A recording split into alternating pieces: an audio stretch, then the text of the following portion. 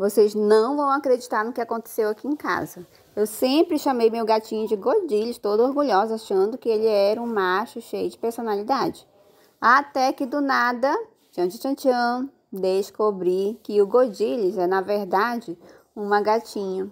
Isso mesmo, e como se isso já não fosse surpresa suficiente, ela entrou no cio.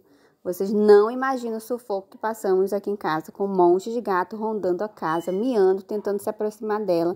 Parecia uma verdadeira reunião felina na porta. Isso foi até a noite. Mas aí eu consegui bolar uma estratégia, coloquei nesse balde. Depois pesquisei na internet como afastar os gatos. E aí eu vi um vídeo que tinha que colocar garrafa PET, foi isso que eu fiz. Deu certo, até o momento está protegida aqui, mas foi uma surpresa em tanto. E vocês, já passaram com isso com seus pets? Me contem aqui nos comentários. Até o próximo vídeo com mais aventuras da minha princesinha disfarçada de príncipe, né?